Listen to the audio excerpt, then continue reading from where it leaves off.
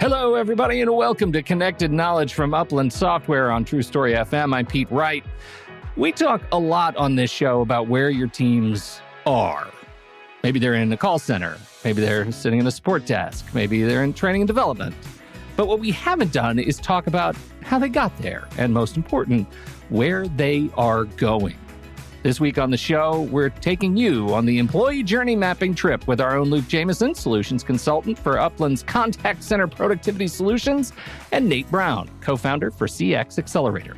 They're going to teach us about the employee journey map and how knowledge management might be the secret sauce for your employee journey mapping success.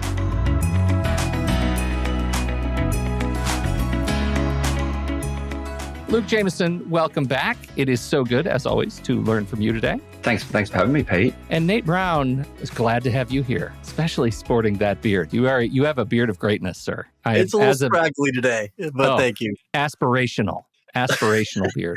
So we're kicking things off with employee journey mapping. For those who are not experienced in the art and science of the employee journey map, give me an education. What do I need to know to be able to speak artfully about the employee journey map? For so long, we've done the customer journey mapping thing. And, I think the pandemic did the whole, hey, we need to focus on our employees business. And people started to go, oh, yeah, well, how do we do that? And I think they've taken a leaf out of that customer journey mapping and applied it to the employee. And under a different lens, seeing the employee in a different lens, not just through this HR, how do we onboard somebody and then get them through induction and, hey, you're doing your job for the rest of your life. Like it's really shifted and it's become a holistic approach to it. Pete, I would just say first, if you're doing this at all, you are so far beyond the vast majority of organizations that are out there. The fact that you're thinking about employee journey mapping is so amazing. Well done. Thank you. Thank you for caring enough about the journey of your employees that you actually want to map that out. It's just awesome. So, give yourself some credit there, and don't let the idea of trying to make this perfect stop you from just getting started and just creating something that is helpful and that will start to connect you to the real life of your employee as they navigate their relationship to you. Which, is what we're trying to achieve here in this map, right? It's just understanding that and bringing them to that definition of success where we're co-creating together. We're fulfilling the brand promise together in a great and dynamic way. They're getting to become the person they want to become, and the brand is moving forward, fulfilling its promise. That's why we would map this stuff.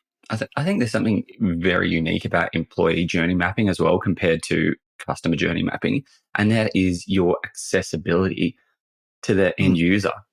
When you're talking to a customer, sometimes you can have millions and millions of customers and you're just getting this small sample size, or you're using personas to map these journeys. Yeah. And it's not always that accurate because Nate and I are two different people. Yep, we've got the same passions and we've got the same ideas on a lot of things, but we are totally different people and probably have different ways of doing things and different dreams.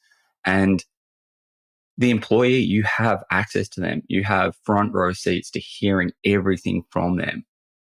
And that's what can make employee journey mapping so rich compared to things like customer journey mapping, where you're filling in a lot of those blanks with proxies. Right. And it's also incredibly creepy to go to a customer's house and ask them the questions that are so readily accessible to your employees.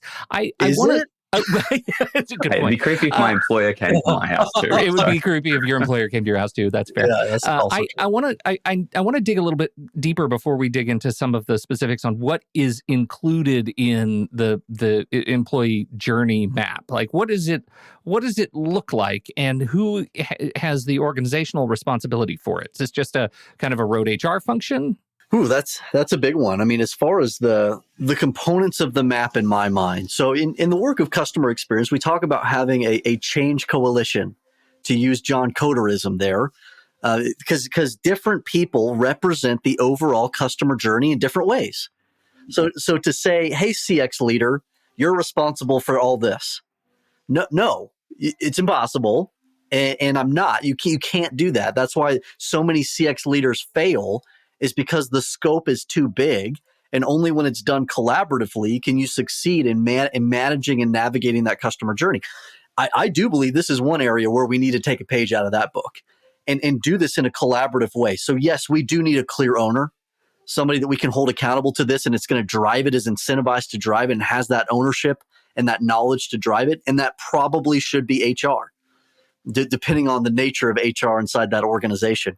But my goodness, they shouldn't be doing that alone. They shouldn't strangle it. They shouldn't control that. They should be inviting others in to navigate this with them and understand and do this in the form of an employee experience change coalition.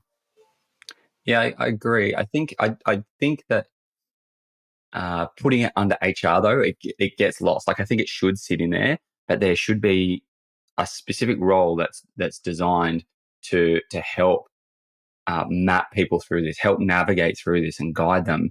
Because I think if you don't, what ends up happening is you get onboarding, induction, career progression, and exit interviews, right? Management.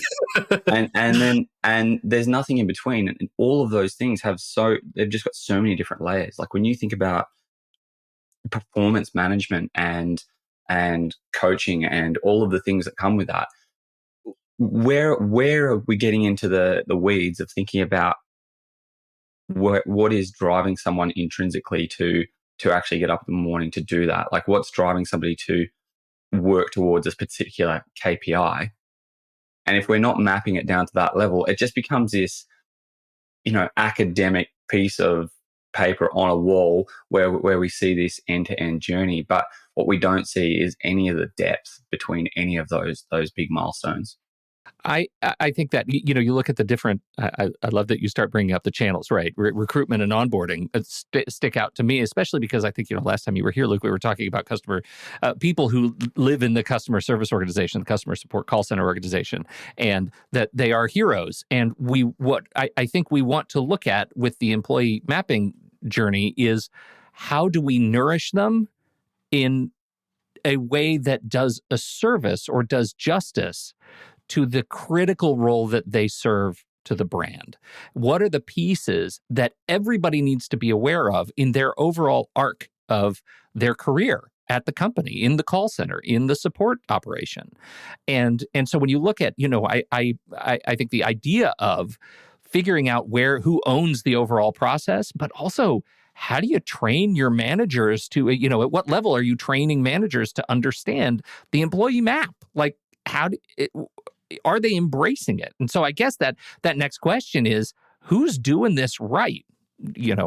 Are these employee maps being used in a way that does what we want it to do, to nourish the most important people, to the frontline people for the brand? I want to take a line that I've taken from Nate before, and that is what is the definition of CX? I love Nate's definition, which is that it is find friction and remove it.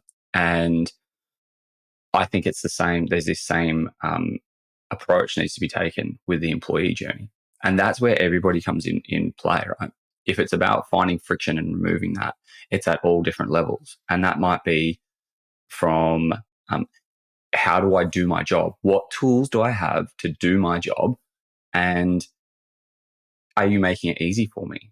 And that's where knowledge management comes into things like this. We're giving people the autonomy, the authority, and the confidence to be able to answer questions in contact centers where, they may not have had that information and not being able to keep that information stored in their brain. Where do they go to find that? And so, when we think about that, is part of the employee journey map, right? It is how do I do my job?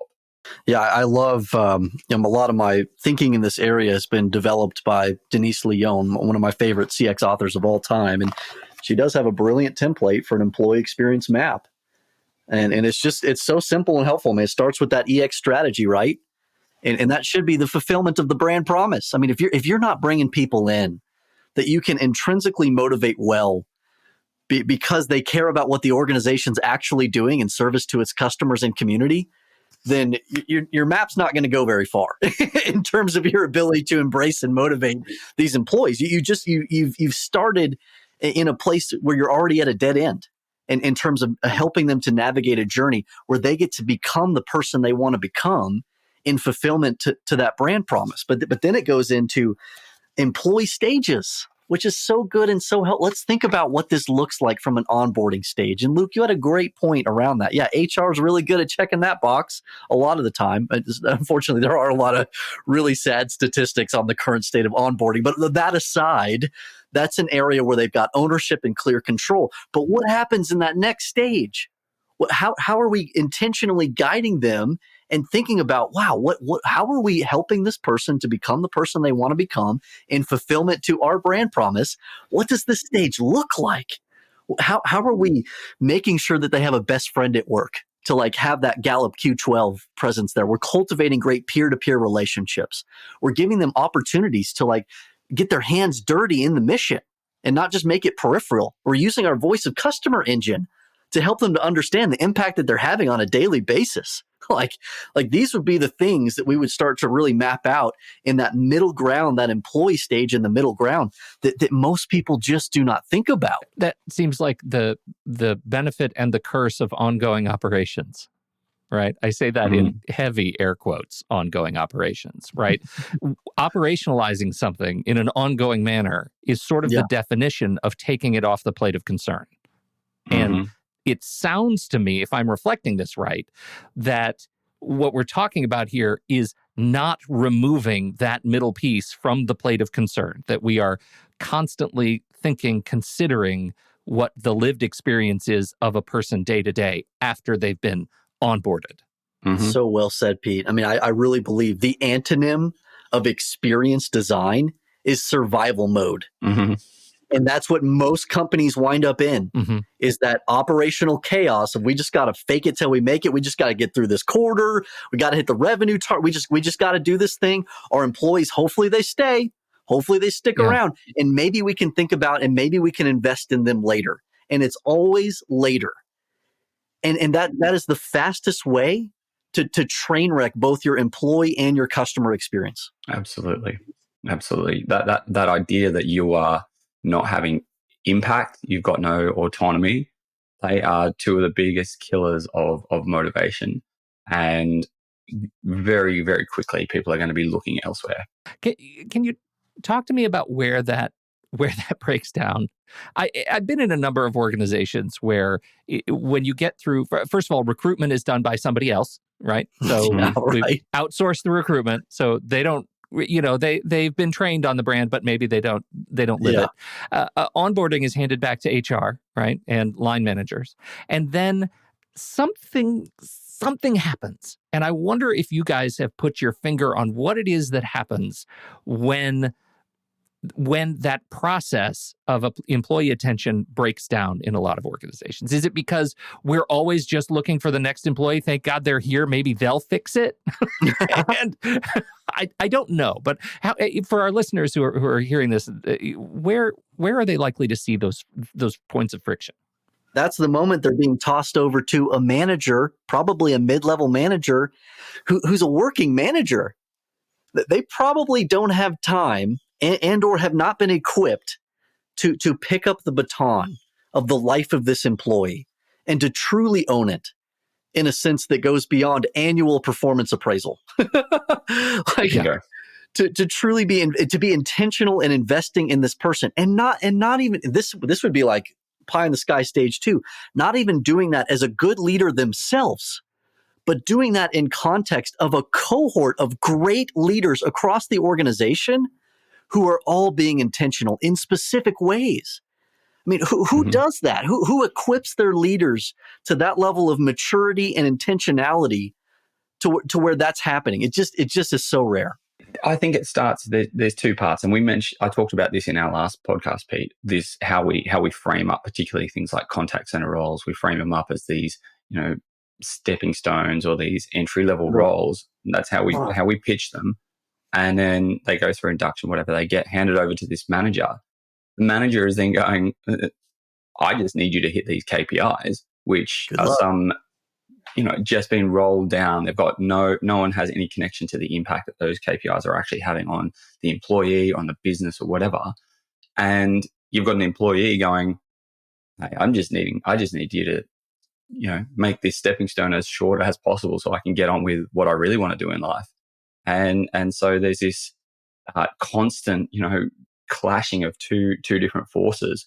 A manager trying to keep somebody to stay, usually based and perform based on some KPIs that they're not even sure have, direct impact on anything. An employee that's going, I just want to get this done so I can get on with a different part of my career. So I think that part of that middle ground just needs to be, that's where it needs to be fought around purpose, someone's purpose for why they're there, the impact that they have. What meaning does the work that I do actually have on my community, on myself, on my organization? And that is the middle ground that needs to be fought. And a big part of that is about empowering staff, giving them autonomy to be able to make, to feel like they're having impact. Is this just a thing that happens for call center staff? One of the things that you're causing me to reflect on is maybe the reason line managers don't actually know what to do with folks is because they're not treated with that same respect either. Ouch. Oof. That's a... Did I say the quiet part out loud, Nate? I'm sorry. I'll have to process that later, Pete. But yeah, that is very true. It's certainly, I think the contact center gets this worst of all, in many ways. As Luke says this so well, and I've loved following Luke for years, but the idea of us stuffing customer service workers into this ticket taker box, it's unbelievable to me. And so what I've loved to be talking about, in the last couple of years here, let's go from a customer service agent to a knowledge curator. That's them becoming the person they want to become. Suddenly they're like a mini marriage officiant. These customer service workers are so good and so talented that they can read in between the lines of the customer. They can speak the language of the customer because they know what they actually need, not what the customer said, not what they clicked on. They know what the customer's actually trying to achieve. And then they know the products and services of the business better than anybody else in the world, better than anybody else in the company. So they get to bring those two things together, the actual need of the customer together with the real capability of the business. Boom, I'm making this marriage happen in the form of this customer service interaction. But what's happening there? Knowledge. Knowledge is the fruit of that union. and when they get to really take ownership of their role as a knowledge curator, they're making everybody in the organization smarter through all of these customer service interactions. It's beautiful and wonderful. But when we put the agent in the little box and don't allow them to speak out and create pathways and avenues to where they're articulating to the organization the things that they're learning from the customer and being that representation of the voice of the customer, it's just sad what a wasted opportunity that is. Well, I can't think of a better opportunity to transition to making sure that our agents are resourced well enough. Let's talk then about the role of knowledge management and the role that becoming a knowledge-centered organization can actually serve in the employee map overall. Are organizations doing this stuff? What role is knowledge management in answering some of these hard questions? I think it's starting to finally sink in that it is its own stream that people need to focus on, because this is a massive key in the employee engagement life cycle. And what happens is when we have a thirst for knowledge as humans, and so when we then get fed that knowledge and we start to grow that knowledge, we start to care for it and we start to value that, and we put this value around it. What organizations are starting to realize is that they need to be able to cultivate that in a certain way. I'll say it again, people want to have impact on their role and they want to have autonomy. And they are two huge ways of driving employee engagement. And through knowledge management, you can do that because you are giving them the tools to be able to sound confident and to be confident, not just sound confident, be confident. That is a massive part of, you don't want to go into work every day feeling fear. You want to go in there and know that you are supported. You've got that safety net, and knowledge management does give you that. And when we start to underpin all of those aspects that we've talked about, onboarding, induction, hand over to managers. How do we speak to customers? Our brand, our everything. And we start to pin that into knowledge management, bring that back to knowledge management. We start to see a holistic approach to it, because it's not just, all of a sudden, it's not just a whole bunch of articles or smart snippets that are happening. They are all tied in to this holistic approach to how we do business, which includes things like, our values and our mission and our purpose. Can you walk me through, lack of a better phrase, a day in the life? Let's just say I'm a call center agent at a organization that is working hard to really address my overall arc, my narrative as a protagonist in my career. And I want to know where I'm going to see and feel these concepts at work in my day-to-day. Where am I going to feel that agency in my day-to-day, as it is different from somebody who's going to a call center farm that doesn't have the outsourced call center farm? Can you walk me through that? Yeah, I've lived that life. So you come in, you're logging into a CRM of some kind. You've got a backlog of tickets sitting there waiting on you, and you're trying to bust out these tickets as fast as possible so that you can start your day as clean as you can. If you don't already know how to do them, you're navigating into some kind of SharePoint situation with a bunch of outdated process docs. Oh God, nobody wants a SharePoint situation. Oh my God. That have zero value. And I'm not picking on SharePoint, but I think you all get the idea of dead knowledge. Yeah. Mm-hmm. And how absolutely unhelpful it is.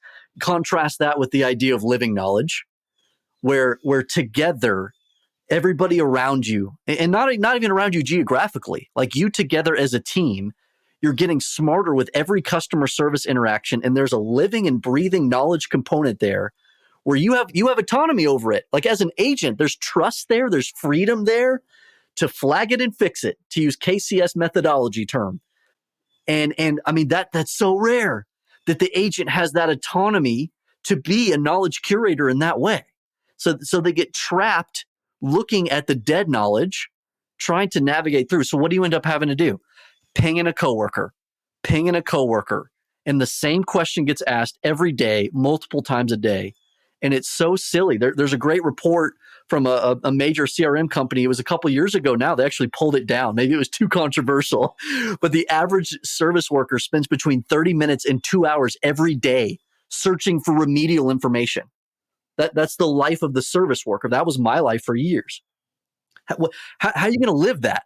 You're going to get burned out so quickly, Pete, versus being able to actually use your time in a high value way.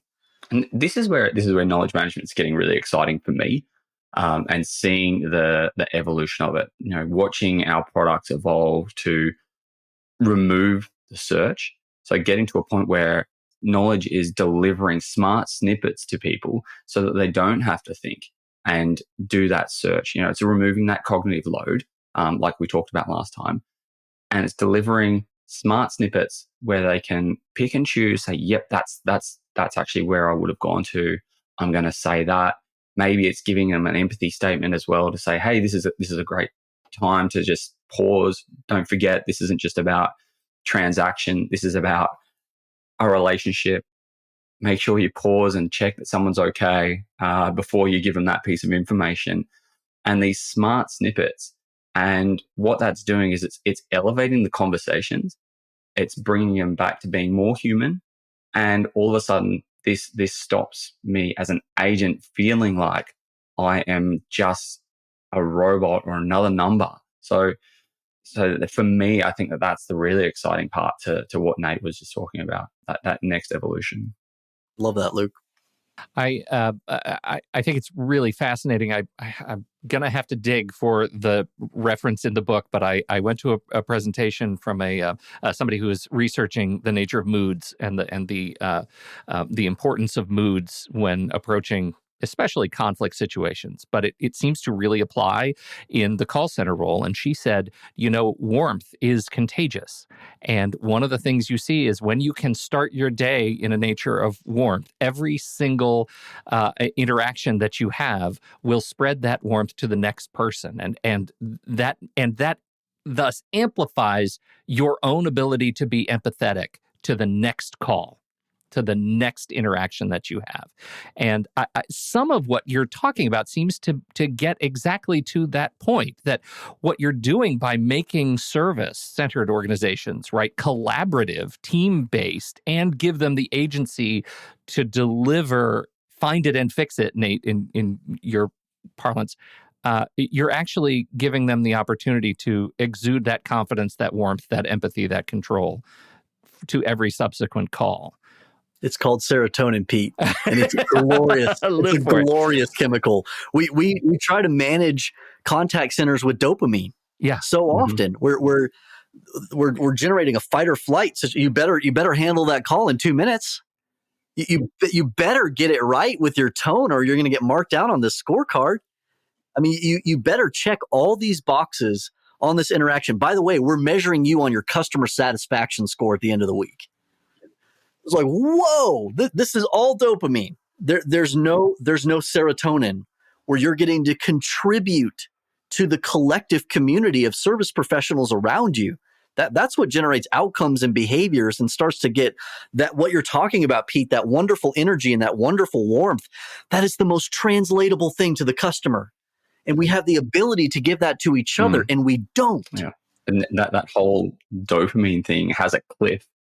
Right, that's what we're talking about. That you need more, and you need more, and you need more dopamine for it to have that hit. And then when it just is no longer working, goodbye. Okay, everything we're talking about is so warm and so good. No, please, gentlemen. You look very warm, Pete, in your nice cardigan. I feel warm. I am exuding pumpkin spice right now, gents. Please, how do you make that case to the people who may have to make the decisions about implementing knowledge management and this kind of approach? Because I kind of feel like I can predict some of the responses.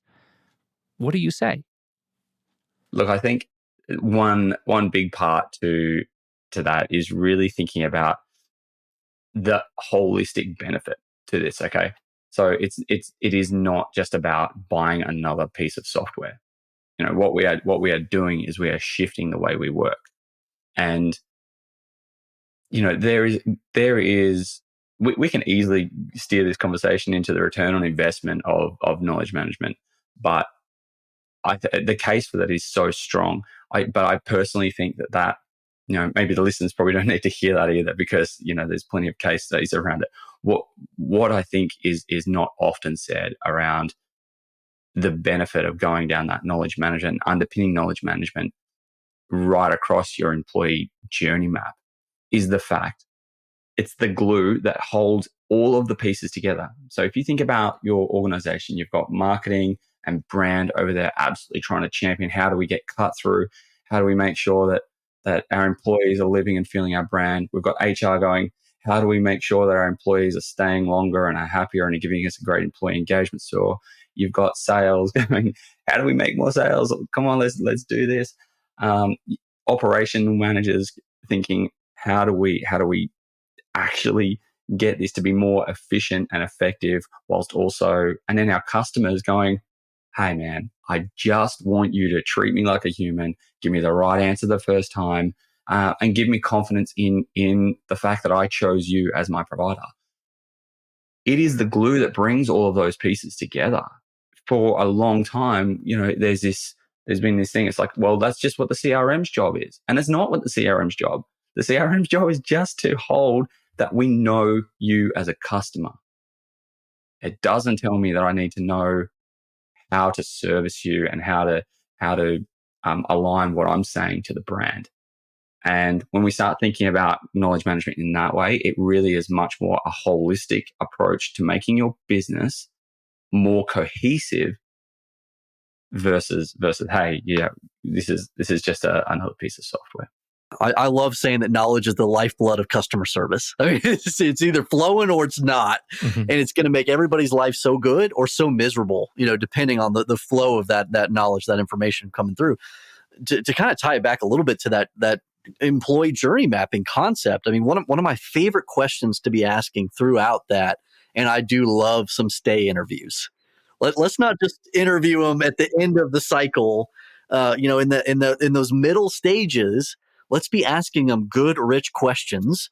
And one of my favorites comes from Jenny Dempsey and Leslie Offelhaven at an ICMI conference years ago. They had a free to help hashtag.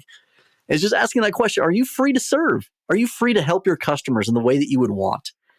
And so kind of maintaining that through that map and being able to ascertain what is holding you back from being able to serve in the very best way. And so often it's a lack of knowledge. And that can exist in different ways. Maybe it's a lack of training type of knowledge, like skill type knowledge, but usually it's just like the knowledge that I need to do my job. And bringing those things together and connecting those dots. Steve Jobs had some kind of quote of creativity is your ability to connect disparate dots. Let's give them more dots. Dots take the form of knowledge. So if you want innovation, we talk about trying to foster innovation from the front line all the time, but then we put them in a little box. No, you're not going to innovate there. If you want somebody to innovate, give them more dots, more knowledge so they can see the customer journey.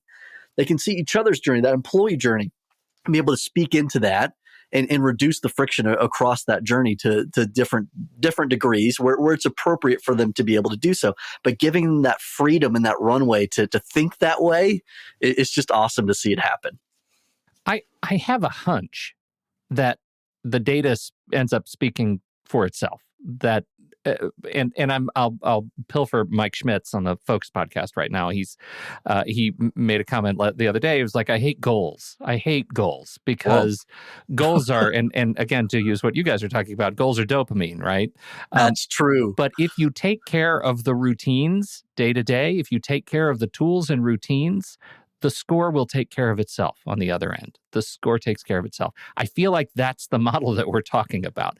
But because I wonder if people are listening to this show wondering how to make that case, do you have strategies on agent or results on agent productivity and retention and job satisfaction that speak to this model that now people are starting to take more to pay more attention to agent to agency? Are they sticking around? Are they happier? Do they want to serve? I mean, I think it starts with the efficiency portion. I mean, you can kind of think about it in two buckets. Like there's the efficiency part, that idea of people are wasting two hours to 30 minutes every day searching for knowledge. So think about the productivity gain there. Think about the way that good knowledge feeds self-service capabilities and how this feels over into the customer experience directly itself. Another huge, tremendous efficiency gain. But then you have the idea over here of more advocacy. It's the right thing to do. And it helps people to work in a more engaged way. It does generate loyalty. So, I mean, I've generally started with some type of calculation, starting with efficiency. But then layering on, it's almost like the cherry I put on top, because usually it's hard to measure.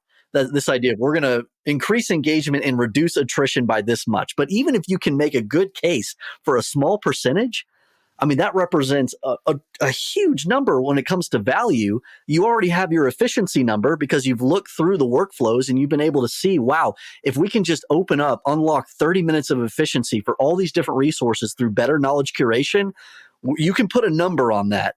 Then you put the cherry on top with advocacy. That's how I've done it. Look, I think it's a matter of providing guidelines. So I'll give you an analogy. When I was at school, we had an oval and it didn't have a fence. This is, hey, this is way back. I'm showing my age. Back when, we didn't put fences around schools because it was safe. But we had this oval and it didn't have a fence, and everybody would go and hang out in the middle of the oval, really close to come together. But then years later, a fence got put on, and all of a sudden, everyone went right to the boundaries. They went right out to the edges of the oval.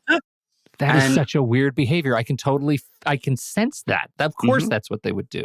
So there's this element of there's a middle ground here, right? We either put people in this box and they've got nowhere to go. We can't just take that box. We can't just take that away and say, yeah, just, let's all just hold hands, sing Kumbaya, and we will achieve a goal. There has to be some sort of guideline. So putting in these rails and say, this is the box this is the area you can play within. And there's a whole heap of freedom within this, freedom within the boundaries. And that will then, what that does is it gives people creativity. It gives people this idea to push as far as they can against those boundaries.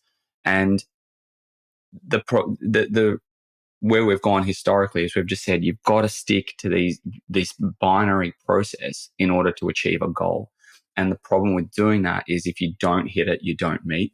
We never set these like big stretches that we say, hey, here's a stretch goal, but the reality is this: if you met your meets goal, you're there anyway. So we kind of limit people on how we structure their roles and their KPIs and what they need to meet. And so we need to rethink that and say, well, if the end goal is the customer is going to be get the knowledge, they're going to be satisfied, they're going to be happy, and our purpose, so removing the goal of saying we want to have a CSAT score of 75 and just saying we actually just want to provide an incredible service to our members and our customers, and we want to be known in the industry as a certain type of brand or whatever it might be, and we want our employees to feel like they are here for a career, not just a job. All of these things, when we start to put these statements out there, how we support that is not through bringing that down to these binary black or white pass fail KPIs. It's setting a stage, setting an oval that allows people to move around freely within a certain boundary. I'm getting a bit lofty there, but hey.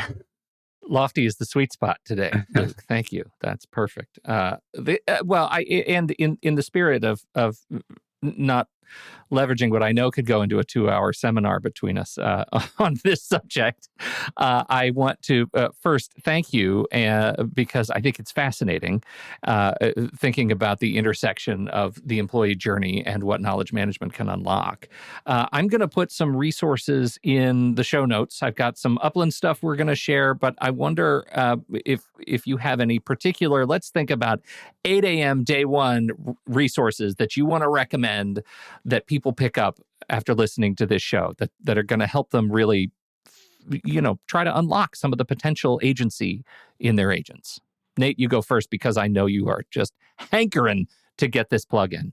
Well, we definitely have Fusion, which I referenced, and there is like a very specific methodology for employee journey mapping, and it's very good. I've used it; it's super helpful, simple enough to where you can do it quickly, robust enough to where it's actually helpful, and it's got that meat on the bone. So definitely grab that.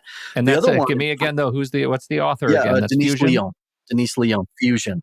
Yeah, yep. Outstanding.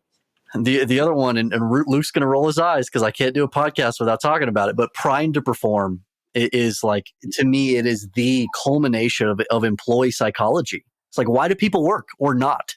What intrinsically motivates them to do really good work? And it's so rich, especially in the area of customer service, because we're talking about developing that sense of curiosity and excitement, play. We're making this good and we're making them hungry for it, and we're making them the person that they want to become. And we're doing that in a meaningful way, in the fulfillment of our brand promise to our communities and to our customers. So, I mean, there's so much good intrinsic motivation that comes with that. And you can monitor that throughout the entire customer journey. And then there's a dark side too, with inertia and fear and guilt and the different ways that we try to motivate people using dopamine in their jobs that ultimately sucks the life out of them. So you can see through the stages of your employee journey that idea of total motivation. And if you're motivating people right, if you're awakening things like knowledge curation, or if you're using the dark motivators that ultimately lead to very poor quality of work and attrition. Luke, what do you got? Tell us a little bit. Give us the plug on some of the knowledge management tools. Of course, we've got to talk about the stuff that you're working on that can fit in here too. Oh, look, happy to do so. The work that is happening in Panviva at the moment is just so exciting. As I said to you before, this whole idea of using AI to help deliver the knowledge so that someone doesn't have to search where where a customer is talking and had a conversation with, say, your chatbot, surfacing up everything to the agent once that comes through, that they don't even have to go and search. They've already seen what the chatbot searched within your knowledge management. It's giving you these smart snippets so you can just keep that conversation going and not having to restart that all. That to me is super exciting. This ability to be bringing not articles to agents. I think that's been the goal for so many knowledge management systems for so long is, hey, within 3 clicks, you're going to get the right article, or within this search, you're going to get the right article. But you still then have to go through and dissect that article and repeat that, break that down into layman's terms back to a customer to be able to actually bring back like smart snippets out of that, not just articles. That to me is really exciting. Like that's where I've wanted to see knowledge management going for so long, and to see that now coming to life is incredible. And I think AI is playing a really, really interesting part in knowledge management at the moment. We're seeing that integrate really nicely to be able to curate knowledge really quickly, but not just that, to be able to help us curate knowledge so that we're able to find it easier. It's giving us those smart tags. It's helping us think about, from the customer's shoes, how else could they ask that question, and giving us the ability to have different responses, but also recognize through natural language recognition what someone's intent is, and then being able to bring the right article to someone. So seeing that all come to life, and I think when that's like that is happening right now. We're seeing that happening right now within the product. I'm really excited to see how the market takes that. No time like right now to be evolving this stuff. Really, really good. I will just throw in, I did find the name of that book. It is a must read for understanding moods. It is called Learning to Learn in the Navigation of Moods, the Meta Skill for the Acquisition of Skills by Gloria Flores. Fantastic. I will drop that in the show notes as well for those. I'll be excited to check that out. Yeah, she's a winner. So thank you, everybody, for downloading and listening to this show. Where do you want to go? Nate, you're new on the show. Where do you want to send people to learn about you and the work you're doing? No, I'm not worried about you learning about me, but I would sure love for you to hop over to CX Accelerator, just a nonprofit community, just growing CX professionals on every stage of their career journey. So come on over and join us there. Yeah, I want to get behind that too, because it's I've been a part of that CX Accelerator for right from the beginning, and yeah, you have. It's been an absolute just huge support for me. My network globally has grown through that, and it's all about community and just helping each other. And there's just, what's so cool about the CX Accelerator is that there's no ego.